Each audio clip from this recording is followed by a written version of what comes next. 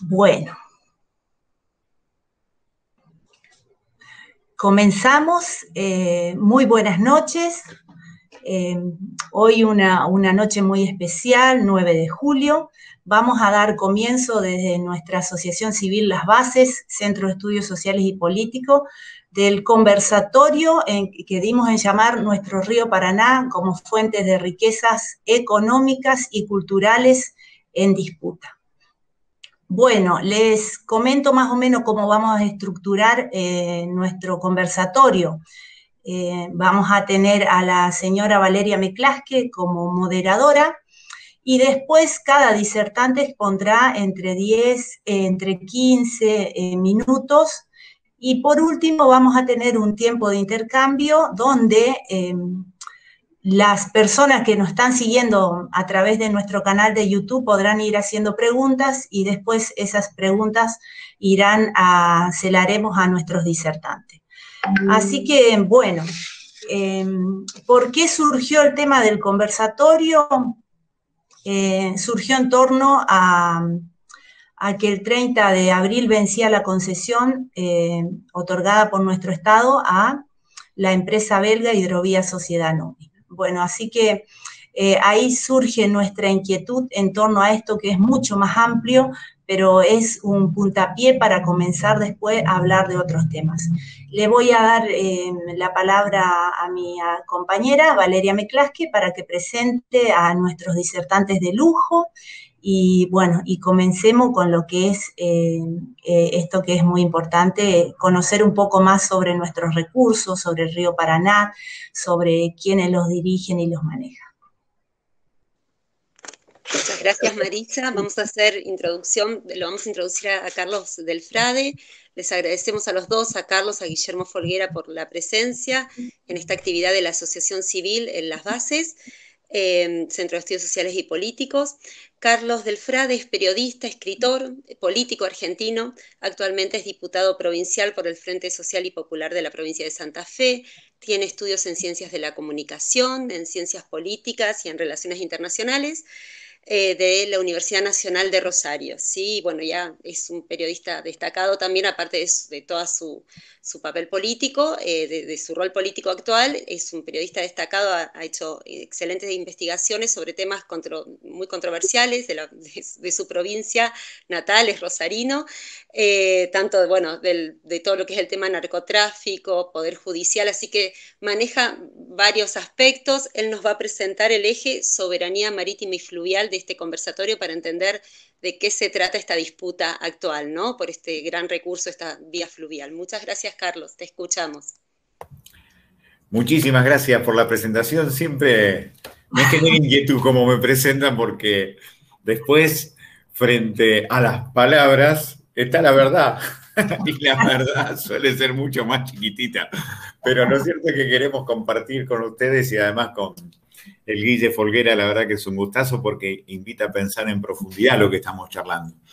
La verdad que estamos muy contentos. Yo acabo de venir de un acto hermosísimo que hicimos en Rosario, pero que se repitió en Misiones, en Corrientes, Entre Ríos, en el Chaco, en Campana, en distintos lugares de la Argentina, para defender al río Paraná. Y esto me parece un hecho extraordinario porque hace 3 meses atrás era muy poquita gente la que trabajaba en este tema. Por eso es muy importante cuando hace 2 semanas atrás el gobierno nacional sacó un decreto, el decreto 427, en donde por primera vez retrocede con su idea de reprivatizar el servicio de dragado, balizamiento y peaje del Paraná y pone a la Administración General de Puertos durante un año para producir lo que ellos llaman propagandísticamente control sin apellido. Sin embargo, tiene apellido porque el decreto dice control hidrológico del Paraná. Con lo cual, la Administración General del Puerto lo único que va a hacer es medir la profundidad del río Paraná. Eso no le resuelve el problema a nadie. Es control hidrológico, nombre y apellido. Y por otra parte, también lo que dice ese decreto es que se va a producir el cobro del peaje de parte del Estado Nacional, que son solamente $300 millones. Y aquí hay una de las cuestiones fundamentales sobre lo que está en disputa. Es muy lindo el título porque hay muchísimas cuestiones que están en disputa, pero una de ellas para mí es central. 300 millones de dólares, el peaje por el río Paraná, no tiene nada que ver con los 30.000 millones de dólares, que es el volumen de las exportaciones que pasan por el río Paraná. ¿Por qué el Estado Nacional se resigna a quedarse con la centésima parte de lo que se llevan las multinacionales? Porque la gran cuestión es que hay una enorme extranjerización de riqueza y en un principio de partida doble de la contabilidad política, se lleva la riqueza y te queda la pobreza. 19 millones de personas hoy viven bajo la línea de la pobreza en la Argentina. Y eso me parece un espanto, una obscenidad. Y por eso lo que decimos es que le agradecemos al gobierno nacional que nos haya escuchado, a los 300 foros por la soberanía del Paraná que han salido en los últimos meses. Se lo agradecemos. Que el decreto está en una orientación interesante, pero es solamente eso, es el principio. Hay que ir por más, porque necesitamos más. Porque 3 de cada 4 pibas y pibes menores de 18 años en la Argentina, que es un país hecho de pan, de carne, de trigo, no comen todos los días. Entonces necesitamos más y resignarse a la centésima parte de lo que nos lleva nos condena a un presente muy difícil para millones de chicas y de chicos. Por eso queremos ir por más. Y lo que está en disputa es el comercio exterior de la Argentina. ¿Quién maneja el comercio exterior de la Argentina? Cualquiera menos la Argentina. Por eso en este 9 de julio también lo que está en disputa es el término independencia. ¿Somos un país independiente? No, no lo somos. Somos una semicolonia. Elegimos gobernantes, tenemos un hermoso himno nacional, tenemos fechas históricas, pero las riquezas argentinas son de cualquiera menos del pueblo argentino. Por eso somos una semicolonia. Está en disputa eso y está en disputa el otro sentido, el hermosísimo sentido conceptual del río Paraná. El río Paraná fue la ruta de la existencia colectiva en estas tierras. 5.000 años atrás, 3.000 años antes de Cristo y los 2.000 que llevamos ya, los primeros habitantes que llegaron a estas tierras vinieron del profundo corazón del Amazonas, siguieron el río Paraná y se asentaron en lo que después sería, después de siglos, la gran villa del Rosario. Eran guaraníes, buscaban una palabra que ellos señalaban, aguije. Aguije es la tierra sin mal. El río era entonces la ruta de la vida, la ruta de la existencia colectiva y la ruta de la plenitud. Y tenían un concepto maravilloso de memoria. La memoria para el pueblo guaraní que vino del fondo del Amazonas hace 5.000 años para poblar estas tierras, era lograr hacer realidad en el presente los sueños de las abuelas y de los abuelos. Maravillosa concepción de la memoria. No es algo que se queda anclado en el pasado, sino que es algo que se reactualiza permanentemente, si somos capaces o no, nuestra generación, de realizar los sueños de nuestros viejos. Es maravilloso. Por eso en este 9 de julio, en donde también está disputa la cuestión de la independencia, nosotros somos herederos de esa independencia no definitiva.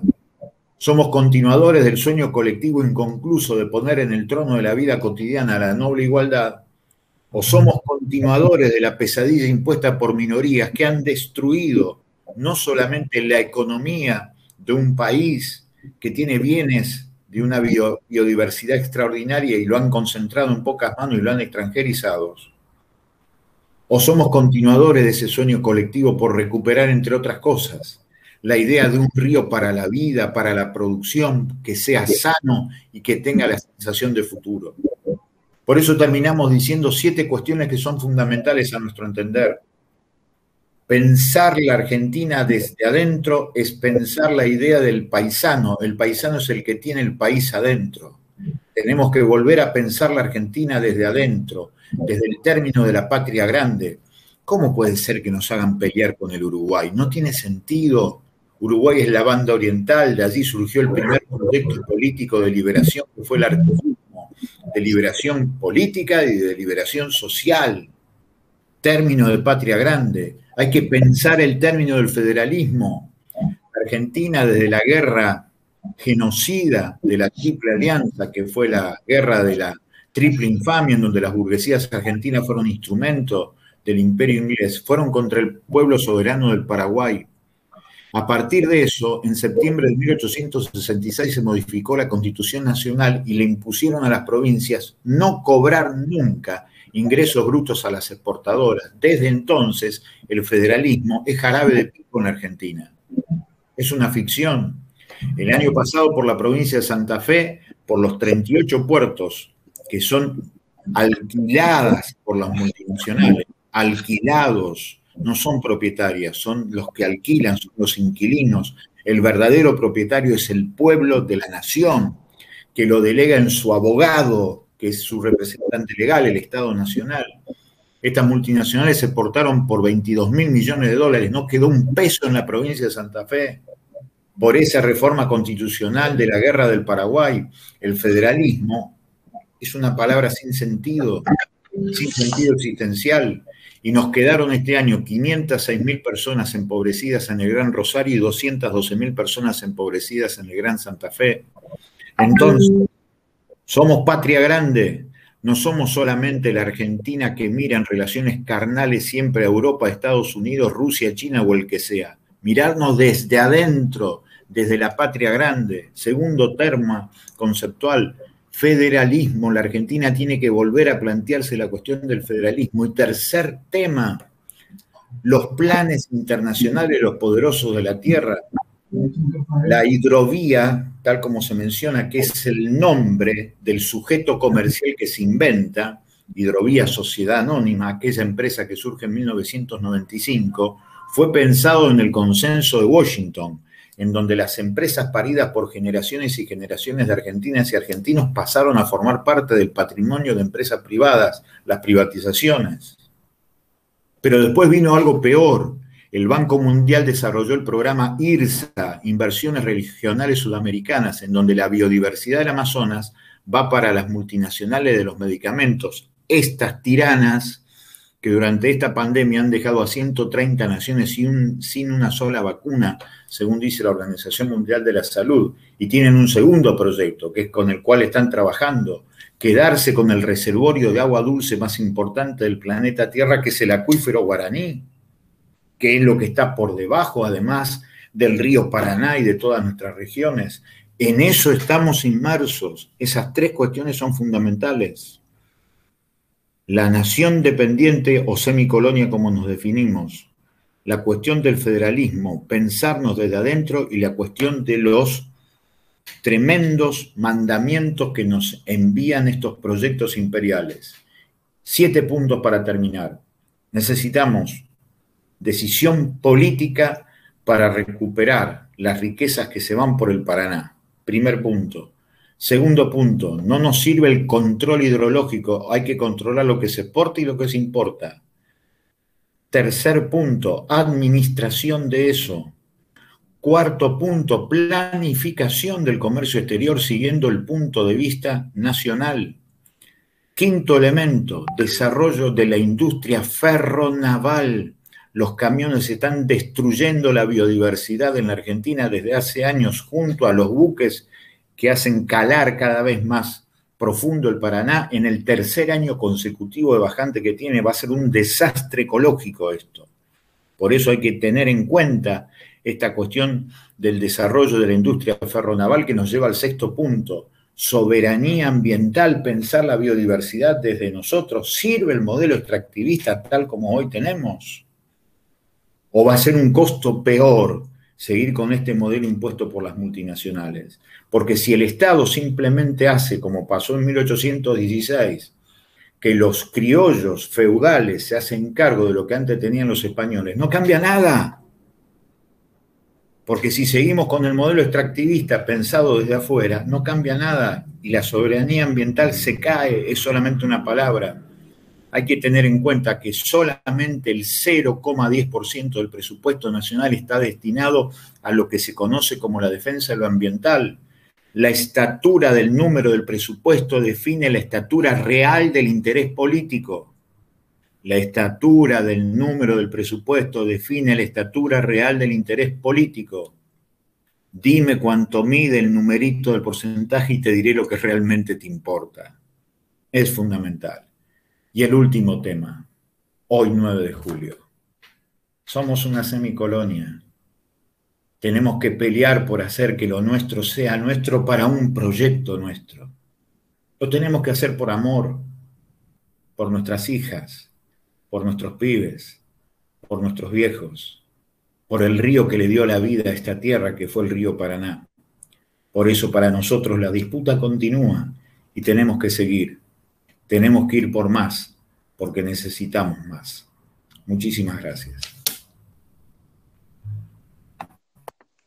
Carlos, gracias por tu reflexión fuerte. Aparte, la fecha es muy significativa y mueve, emociona pensarnos de nuevo en un proceso de reindependencia, ¿sí? Bueno, vos lo planteaste excelente, esta semicolonia que somos actualmente, cómo volvernos a pensar desde una Argentina desde adentro, ¿sí? Soberana, con soberanía ambiental, con soberanía de nuestros recursos y sobre todo con esta idea de sueño, ¿no? Un sueño para la gente que nos antecedió y para nuestros hijos e hijas y nietos, quizás en unos años más, seguramente por nuestras ciudades. Entonces, es como que es fuerte, es muy fuerte todo este punto de vista que nos estás trayendo en este eje de soberanía del río, ¿sí? Ahora lo vamos a invitar a Guillermo a que también haga su presentación. Primero lo voy a presentar, si me permiten. Guillermo Folguera, bueno, hace ya más de 2 décadas que está vinculado con todo lo que son las problemáticas socioambientales, es biólogo y filósofo de la Universidad de Buenos Aires, fue integrante del grupo de reflexión rural, sí, actualmente se desempeña como investigador del CONICET y es profesor de la UBA, y también forma parte del grupo Filosofía de la Biología, en el que se abordan numerosas problemáticas ambientales.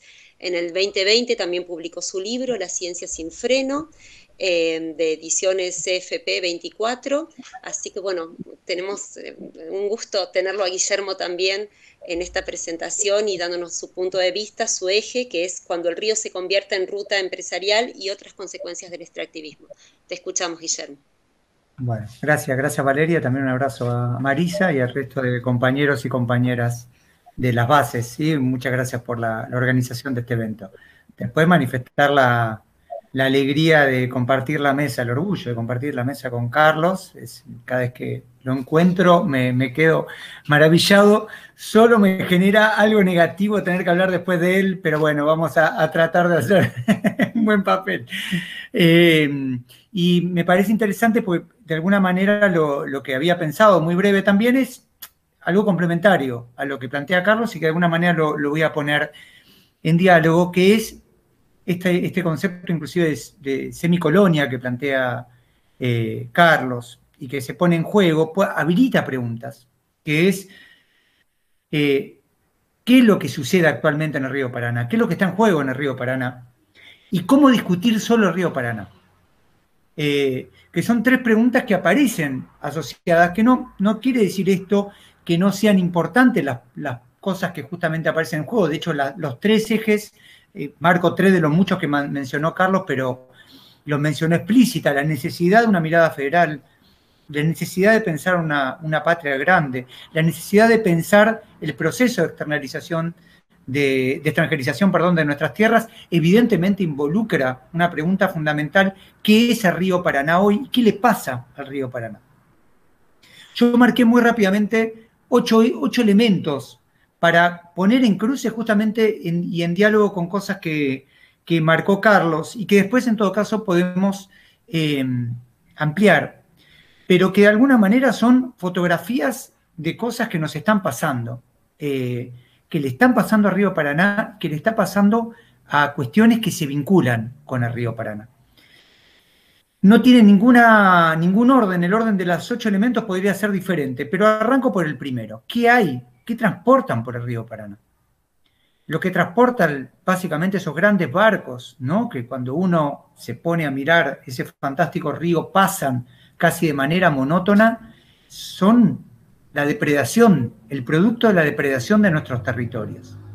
Se llame soja, se llame hierro, ¿no? Como en el caso de Bolivia o Brasil, es el producto de una forma particular de producir que involucra básicamente o que considera a los cuerpos y a los territorios como medios para obtener un fin.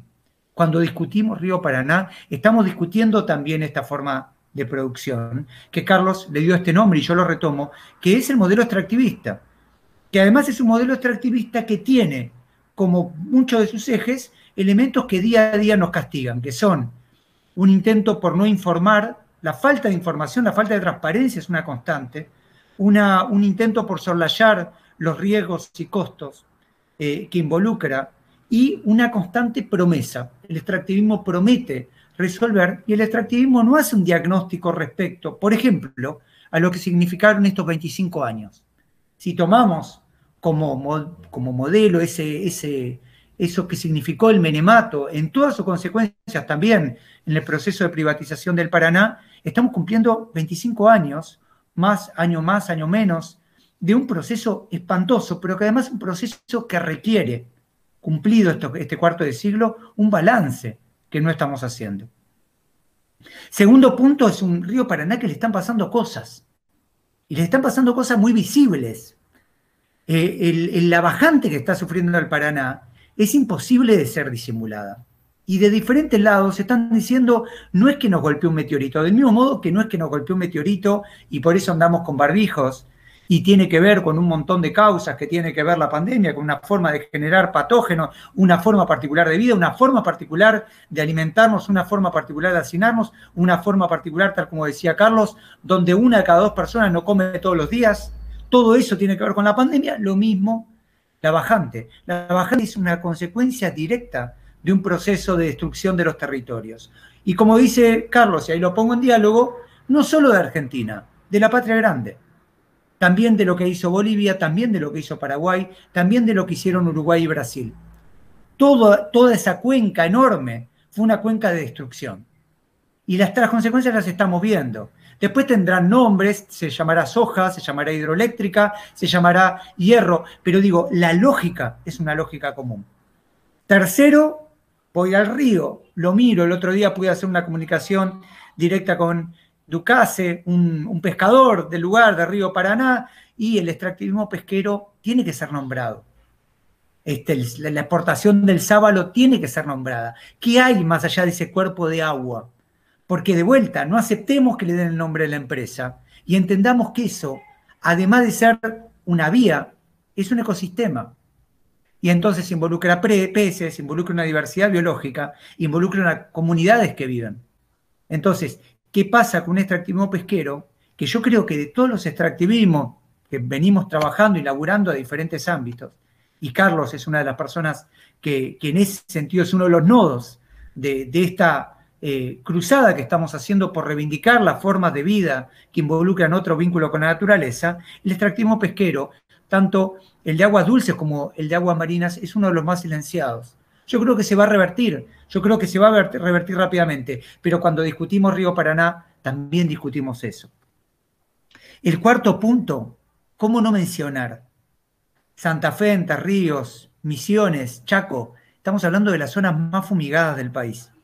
El modelo de los agronegocios tiene en el río Paraná uno de los grandes desechos de todos los químicos. Habrá que ver los estudios, lo que dan respecto a los desechos químicos. Hago solo un comentario ahí como en mi historia de biólogo. Cuando hablamos de químicos, no hablamos solo de un montón de cosas que se van y que están ahí. Los químicos interactúan entre sí. Y en general lo que vemos es que generan efectos sinérgicos. No hay forma de medir los efectos sinérgicos de un río como el Paraná, por la cantidad de desechos que involucra, por la cantidad de tóxicos. O sea, estamos ante un escenario que ni siquiera podemos cuantificar. Para que entendamos la gravedad de la situación, para que entendamos lo que significa hoy, de que después hablemos de vida. Si hay vida ahí, es porque la vida, a pesar de los pesares, en muchos casos, se resiste a morir, pero estamos generando ambientes que no son compatibles con lo vivo. Y además, entendamos que no solo estamos hablando de químicos, agroquímicos, antibióticos, antivirales, de un montón de cuestiones que están yendo a Río Paraná. Estamos hablando de comunidades, estamos hablando de pibes que están siendo fumigados. Las campañas de Entre Ríos y de Santa Fe, de los dos lados, diciendo no fumiguen a la gurizada. ¿Qué estamos pidiendo? Todo eso, obviamente va al Paraná, todo eso tiene que ver con el Paraná, todo eso tiene que ver con una lógica que reitero, que hemos naturalizado, en mucho tiene que ver los gobiernos de Carlos Saúl Menem, en mucho tiene que ver la historia de la dictadura militar, por supuesto que en mucho tiene que ver 500 años de reventar nuestros territorios y de tomar América Latina, pero evidentemente la discusión de Río Paraná, que arranca acá, en esto que planteaba Carlos, fundamental, tiene que seguir. Tenemos que seguir señalando que estamos ante una punta de iceberg, como muchos de los temas, y habrá que ir por todo, pero ir por todo es ir por nuestra subsistencia. No es que, bueno, ahora tenemos, no, se trata de nuestra forma de vida. Quinto punto, no nos olvidemos del año pasado. En un contexto de pandemia donde estábamos con barbijos, incendios. ¿Cómo se vincula eso? Incendios en más de 12 provincias. ¿Cómo se vincula esto? De vuelta, con usos de los territorios, fundamental. Usos, como decía Carlos, de la patria grande, cuando fueron los incendios de Brasil, del Amazonas. Yo me acuerdo leer a varios comentaristas que dijeron, prepárense porque toda la región va a venir una sequía. Lo dijeron, el Chaco tuvo una región de sequía, obviamente el Paraná está teniendo también estos niveles justamente por eso, pero también vamos a las condiciones locales. ¿Cuánto decían? 95% de incendios intencionales. ¿Dónde están las personas presas? ¿Dónde están las personas detenidas? ¿Qué pasa con todo un sistema judicial, todo un sistema político que no está condenando? ¿Qué esperamos para este año si no hay personas presas, si no la repetición de estos fenómenos? Ojalá que me arrepienta, ojalá que me rectifique, ojalá que diga la verdad que no ocurrió. Pero digo, está todo montado como para que esto vuelva a ocurrir. Y además, reitero, con niveles de deforestación récord, y creo que el 70% de la deforestación que hemos perdido fue por incendios el año pasado. Una locura, una locura. Sexto punto de los 8 que voy a mencionar, lo mencionó Carlos, lo digo solamente al pasar, esto tiene una lógica institucional. El IRSA es una lógica institucional, es una lógica montada a nivel regional y es una lógica que intenta convertir ecosistemas y comunidades en vías de comunicación para la destrucción de nuestros territorios. Habrá que poner todo en discusión. Me imagino del otro lado personas diciendo, bueno, por algo tenemos que arrancar. Ok, por algo se arranca, pero después seguimos. Seguimos y habrá que entender que es todo a la vez, que la nacionalización es también repensar el rol del Estado. El Estado no puede funcionar como una empresa más. El Estado no tiene como objetivo fundamental generar divisas. Las divisas son un medio por un bienestar colectivo. Si el Estado genera divisas mientras destruye a las comunidades y destruye el río, no es ganancia. Habrá que pensar la forma de un Estado que junta divisas mientras garantiza la calidad de vida de las comunidades y del ambiente. El séptimo punto, lo mencioné, la contaminación tiene registros que ni siquiera podemos cuantificar. Y el octavo y último tiene que ver con la deforestación. En un continente donde la deforestación es una lógica fundamental, en donde Argentina en los últimos 25 años está entre los 10 países del mundo que más deforestó, el Chaco es la segunda región del mundo en términos porcentuales que más deforestó. Habrá que pensar eso, cómo se vincula con el Paraná. No retiene la misma cantidad de agua un bosque nativo que una plantación de pino, que una plantación de soja. Lo primero que tenemos que hacer es cuidar nuestro bosque nativo. Termino con las últimas 2 frases. ¿Significa esto que no tenemos que discutir nacionalización? Por supuesto que no. Todo esto no puede ser extranjero, no podemos poner los territorios al servicio del capital internacional, que además le pone el nombre productivo, en su gran mayoría es el sector financiero internacional. Pero digo, habrá que discutir qué hacemos con eso y qué hacemos con un bienestar. Semicolonia, decía Carlos, y habrá que poner en juego cómo dejamos de ser una colonia. Se tratan de proyectos locales y regionales los que están en discusión, y se trata, y con esto termino, de conectar. Tenemos que conectar resistencias, tenemos que conectar lógicas, tenemos que conectar escalas como una forma de diagnóstico y como una forma de reivindicar y buscar nuevos destinos. Así que reitero el agradecimiento y el orgullo por estar en esta mesa. Muchas gracias, Guillermo. Sí, es para aplaudir cada palabra, cada término que utilizó. Yo voy a hacer una comparación de 2 palabras que utilizó que son impactantes. Una es depredación, ¿sí? todo lo que nos nombró extractivismo con diferentes nombres, pero es una depredación de todos los territorios y en el medio, los cuerpos, las poblaciones, ¿sí? Y la palabra que podríamos contraponer a eso, la cruzada. Guillermo nos llama a hacer una cruzada, ¿sí? Que esto sea una puntita, un granito para empezar con esa cruzada que no es justamente ni un tema de heroísmo, ni siquiera es un tema de heroísmo, es un tema de subsistencia. Eso es lo que nos plantea Guillermo, una cruzada por nuestra subsistencia. Interesantísimo, no sé si Marisa quiere agregar algo más o pasamos a leer las preguntas. No, la verdad que es muy interesante y también qué desafío tenemos como sociedad sería a futuro. Porque esto la verdad que es un sistema que actúa a nivel mundial. Entonces, ¿cómo comenzamos a desestructurar esta manera de ver el mundo, de ver a los recursos? Sería incluso no el término recursos, sino a todo lo que tiene que ver con la naturaleza y cómo nos vinculamos con nuestro medio, con nuestro ambiente sería. Les paso a leer algunas de las preguntas del público, sí, a través del canal.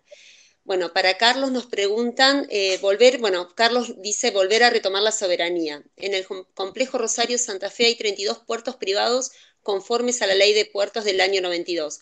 ¿Cómo se puede retomar la soberanía sin expropiar? ¿Cómo controlar la extranjerización?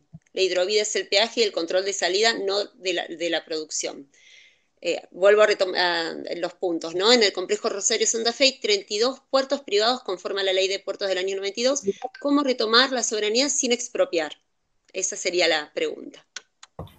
En realidad son 38 los puertos que hay sobre el río Paraná en la provincia de Santa Fe, 5 aduanas, y todo comenzó con las privatizaciones del año 98, en donde se entregaron especialmente los puertos a las provincias y las provincias a los interesados que Menem a dedo le decía quiénes se tenían que quedar con el puerto de Rosario, de Santa Fe, de Reconquista, las principales terminales portuarias de la provincia de Santa Fe.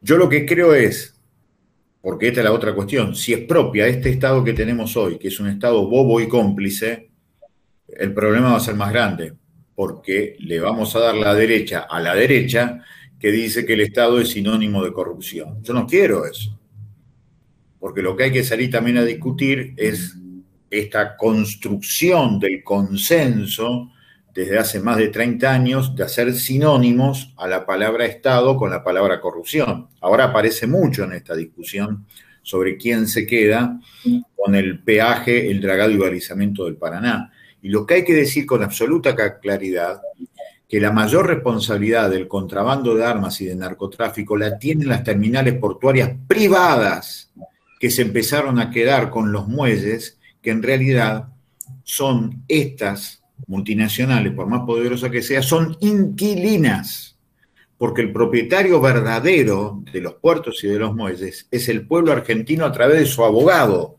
de su representante legal, que es el Estado Nacional. Así que yo lo que creo es que si no democratizamos la democracia tenemos un problema, y democratizar la democracia supone que en el Estado haya participación activa de organizaciones, por ejemplo, ambientales, sociales.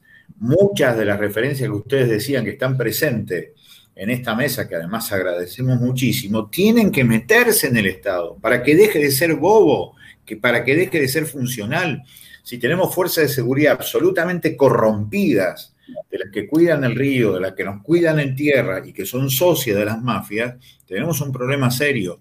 Por eso me parece que tenemos la gran posibilidad de discutir a partir del río Paraná todo lo que pasa en Argentina, porque discutimos el mayor flujo de riqueza, la extranjerización de esas riquezas y el empobrecimiento que después termina siendo el caldo de cultivo para que nuestras pibas y nuestros pibes se conviertan en consumidores consumidos o en soldaditos inmolados en el altar del dios dinero que está detrás de estos dos grandes negocios que son el narcotráfico y el contrabando de armas. Así que la expropiación, en un primer punto estaría de acuerdo, pero si el Estado está pensado para ser cómplice o gerenciador de estas empresas privadas, depredadoras, para seguir usando el término que usó el Guille, la verdad que no tiene mucho sentido. Lo primero, democratizar la democracia, protagonismo dentro del Estado para que deje de ser bobo y cómplice. Muchas gracias. Paso a otras de las preguntas. Esta para Guillermo, ¿sí? Minutito, acá. Guillermo, bueno, en relación al extractivismo, al modelo que planteaste, ¿cómo considera que se puede cambiar el modelo extractivista siendo que es la base de todos los gobiernos para obtener divisas?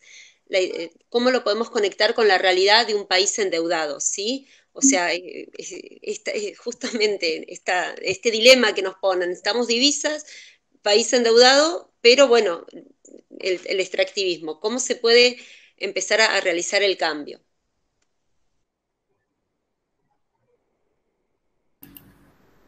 A ver, acá hay 2 o 3 cuestiones que me parece importante. Primero, creo que hay que establecer que el extractivismo es incompatible con un bienestar de la calidad de vida de las comunidades y la naturaleza. Yo empezaría así.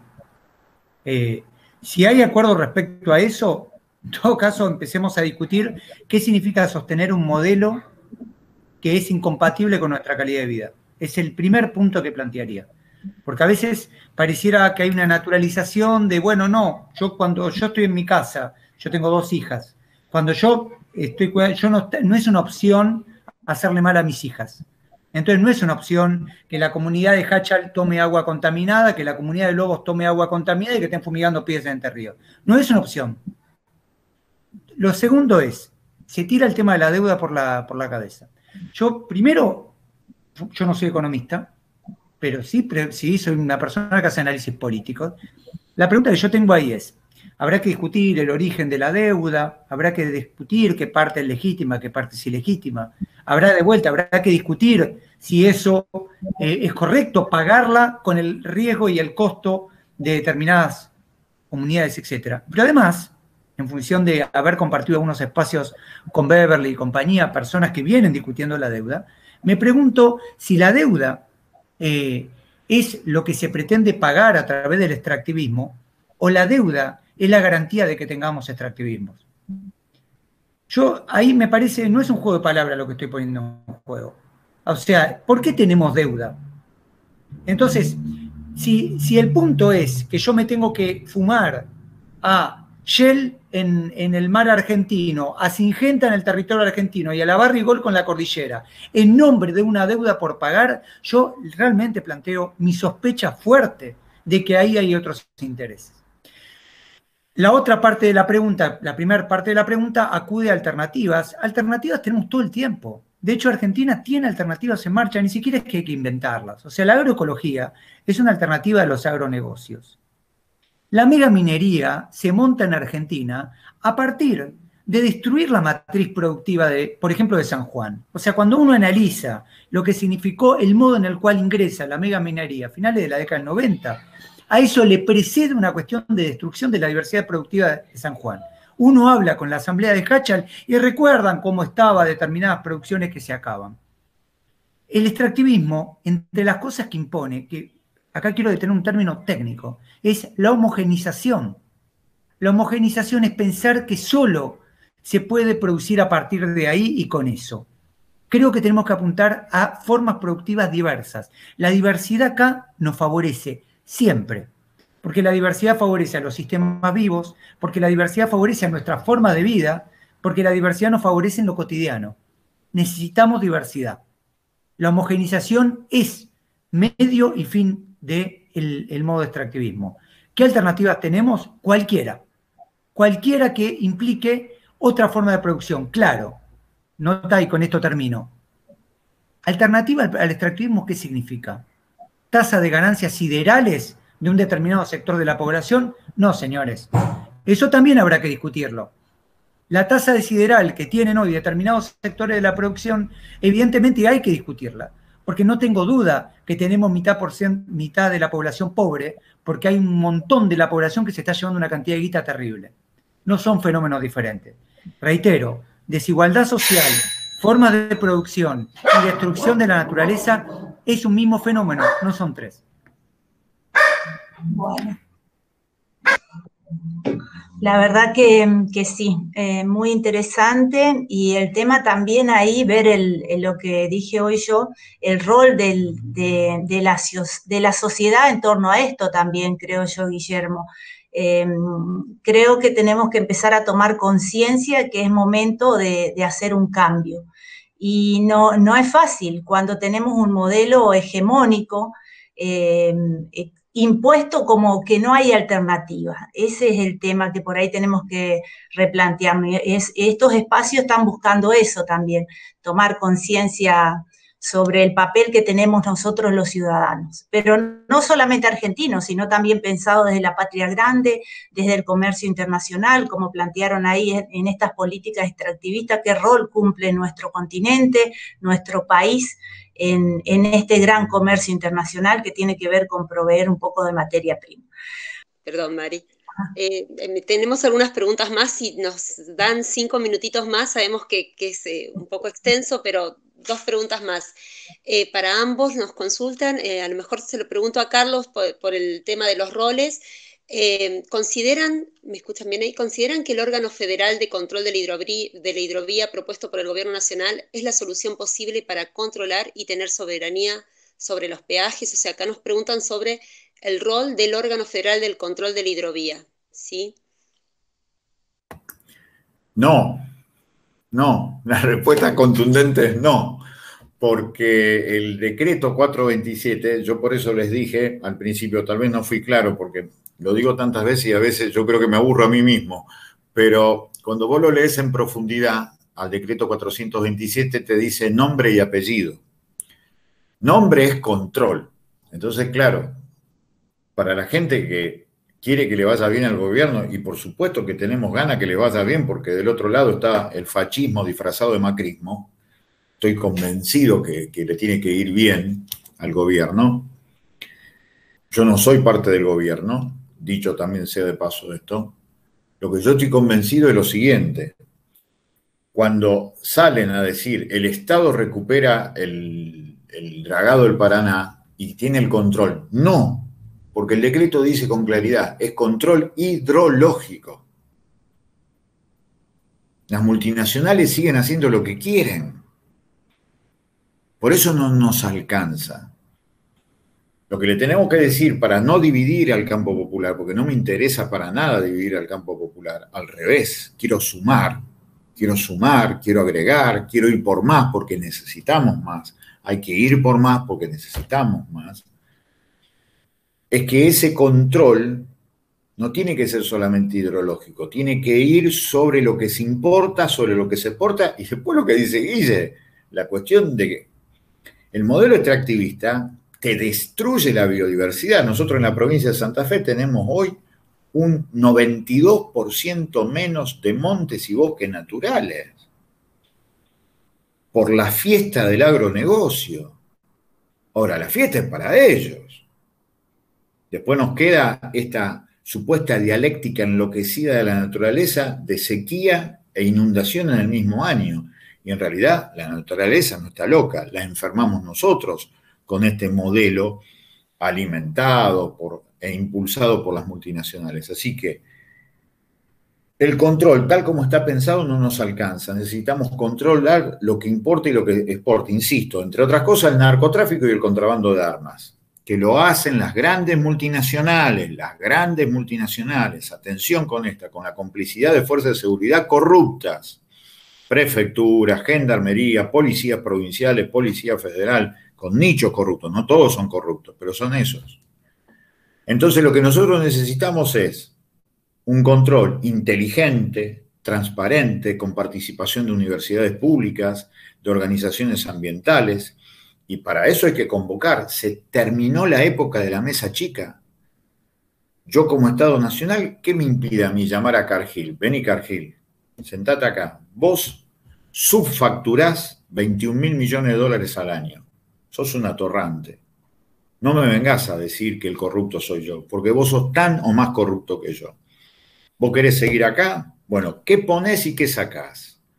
¿Qué necesitas? Y yo te voy a decir lo que yo necesito. Esas discusiones, yo sabés cómo las sueño hoy, televisada. Hoy se puede televisar con un teléfono, por YouTube. Quiero eso. Quiero saber cuánto le queda al gobierno de Entre Ríos del negocio de las exportaciones por el río Paraná. ¿Cuántas veces el gobernador de Entre Ríos dijo al gobierno, a la provincia de Entre Ríos, nosotros a los pobladores le decimos, nos queda esto. ¡Nunca! Como tampoco lo hizo el gobernador de la provincia de Santa Fe. Y eso está mal porque terminan siendo cómplices. Por eso lo que nosotros necesitamos es un control inteligente, completo, sobre todo lo que está pasando, porque si vos solamente controlás, como dice el decreto, el control hidrológico, chau, se pianta. Así que nosotros creemos que hay que ir por más, la dirección es correcta, pero vamos a empujar porque no nos alcanza. Voy a leer unas preguntitas más y ya los liberamos. Les agradecemos desde ya todo este tiempo. Bueno, acá José Aimone nos pregunta cómo compatibilizar, un poco es la respuesta que nos acaba de dar Carlos, cómo compatibilizar la necesidad de completar la independencia para dejar de ser una semicolonia con la actitud que predominan los propietarios de los medios de producción, ¿sí? Y cuál es el rol del Estado. Es un poquito la pregunta, el rol del Estado que ambos exponen, los dos han charlado un poquito, tanto Carlos como Guillermo. Un Estado que se tiene que repensar en todo sentido. Le estoy respondiendo yo, mil disculpas, pero no sé si Guillermo, perdón, y porque Guillermo ya un poco también habló, si nos querías comentar un poco el rol del Estado, cómo ves este Estado para que pueda hacer ese control, ¿no? Yo en particular, mi trabajo en estas 2 décadas me centré mucho en la actividad científica y tecnológica y cómo jugó en todo esto que estamos hablando. Es particularmente lo que yo más discuto, porque además me parece que el poder o los poderes en gran medida intentan sostenerse desde el poder científico y tecnológico, y por eso me parece también importante. En ese sentido, de vuelta, el Estado es algo diverso hacia adentro. Y el Estado yo sé que es algo impugna. Ahora, una de las cosas importantísimas que también se monta en la década del 90, de una matriz neoliberal, y que curiosamente hoy algunos sectores lo defienden bajo una lógica aparentemente opuesta, pero yo no tengo duda que es una continuidad del modelo neoliberal, es el modo en el cual instituciones estatales, con científicos estatales, se ponen en diálogo con empresas, en muchos casos, la mayor parte extranjeras, pero en muchos casos inclusive como empresas como Bioceres, que es una empresa de capital nacional, pero que tiene detrás de sí a personas como Groco Patel, Hugo Sigman y Huergo. Ninguno de los tres son personas menores dentro del escenario extractivista, si bien son argentinos. Pero la lógica es la misma que puede tener Monsanto Bayer. Esta forma de actuar, de comportarse, esta forma de dialogar, que además tiene un montón de ejemplos, YPF Chevron, INTA-BAF, gobernaciones enteras, provincias enteras con empresas, como puede ser Barrigol, provincia de San Juan, etcétera, etcétera, o el municipio de la ciudad de Córdoba con Porta Hermano, digo, diferentes lógicas. Lo que hace es, termina haciendo que el Estado supedite el bienestar de las comunidades y la naturaleza para el beneficio empresarial. Y además termina transformando la propia naturaleza del Estado en una empresa más que tiene que juntar ganancias y que no tiene que prestar atención en el bienestar. Yo pongo otro ejemplo muy lejos de lo que estamos hablando de Río Paraná, pero que me parece importante. El análisis que hizo, por ejemplo, Giustiniani en su momento del acuerdo YPF-Chevron, ¿no? Por ejemplo, ponía otro ejemplo. Es impresionante, primero porque además devela, por ejemplo, que en YPF muchas de las acciones privadas vienen justamente de los sectores financieros. Vieron que hay cerca de la mitad que son acciones privadas. Pero además, por ejemplo, cuando habla, ¿qué pasa? Que en ese acuerdo no fueron YPF y Chevron los que terminaron firmando, sino un convenio de empresas, con lo cual hay un montón ahí de empresas que están pasando por paraísos fiscales. ¿Cómo es que el mismo Estado termina evadiendo los impuestos? O a su vez, ¿qué pasa? Que si termina a pasar un desastre, termina dirimiendo la justicia de París. Todo es un paquete que termina de responderte, Valeria, diciendo el Estado no puede ser una empresa más. El Estado tiene que tener un fin. En todo caso, los dólares serán uno de los objetivos que tendrá que perseguir el Estado, pero no a cualquier costo. Bueno, muchísimas gracias, Guillermo. La verdad que interesantísimo todo. Tenemos más preguntas, pero también sabemos los tiempos. De hecho, Carlos se tuvo que retirar, que tenía otro compromiso. Guillermo, también sabemos de tus tiempos. Vamos a hacer un cierre aquí agradeciendo, bueno, a todos los presentes. Marisa, le doy la palabra a la presidenta de la asociación para el cierre. Guillermo, muchísimas gracias. Bueno, cortito, por supuesto, por los tiempos. Guillermo, muchísimas gracias. Como te dijimos hoy, estás invitado a conocer nuestra ciudad, La Paz. La verdad que tenemos mucha naturaleza y un vínculo muy directo con ella acá. Así que también agradecer a todas las personas que nos estuvieron siguiendo a través de nuestro canal de YouTube, y a vos, Valeria, también, por supuesto, como muy bueno tu trabajo como moderadora. Así que bueno, yo creo que con esto ya estamos finalizando, ¿ya no, Vale?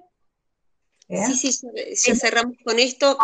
Quedaron algunas preguntas, les pedimos disculpas a toda la gente que nos está siguiendo a través del canal. Ya vamos a volver a hacer otro conversatorio, vamos a sumar puntos de vista, pero nos parecía enriquecedor tratar de entender estas temáticas, lo que planteó tanto Carlos como Guillermo, y este contraste, ¿no? Dos palabras claves también, reitero, dos palabras que dijo Guillermo: homogeneidad versus diversidad. Bueno, esta era la idea, plantearnos preguntas, nos quedan muchísimos interrogantes, es un comienzo, a lo mejor esa es la gran cruzada que tenemos que hacer, que es empezar a preguntarnos. Bueno, gracias, hasta luego. A ustedes, muchísimas gracias, un fuerte abrazo. Bueno. Gracias, Guillermo, saludos a todos, gracias por haberse conectado.